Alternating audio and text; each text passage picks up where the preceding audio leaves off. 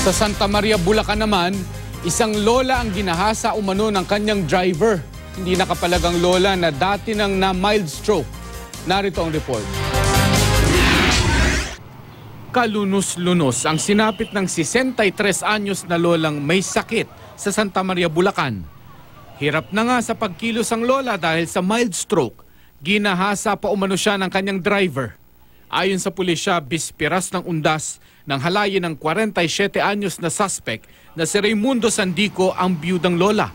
Habang natutulog daw sa sofa ang biktima, dumating ang suspect at doon naganap ang panggagahasa. Nag-birthday itong driver, helper, at noong 30 ay pinagdiwang niya ang kanyang kaarawan.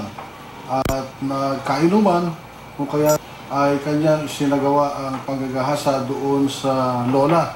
Lumabas sa medical legal examination na nagahasa nga ang lola. Nahaharap si Sandico sa kasong rape. Sa Dingras, Ilocos Norte, nagsaksakan ng magpinsang barangay tanod habang nasa isang lamay. Dead on arrival sa ospital si Edsel Mosqueta. Sugatan naman sa leeg at kamay si Rodolfo Saliven.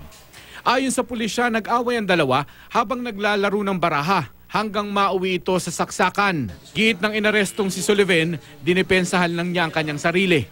Sa bayan naman ng San Nicolas, patay ang magpinsang batang babae matapos malunod sa dam.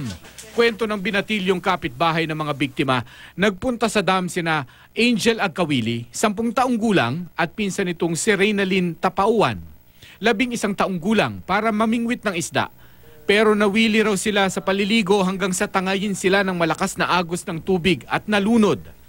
Nahulikam naman ang panloloob sa tindahan ng cellphone sa Lawag City. Makikita ang pagpasok ng suspect na may hawak na flashlight. Lumapit siya sa display cabinet at nilimas ang 5 mamahaling smartphone at digicam. Ninaka yung susi. Tapo, hindi po masyado. Hindi kasi namukan sa CCTV, kuya. Mahigit 60,000 pesos ang halaga ng mga natangay na gadget. Tinutugis pa ang suspect.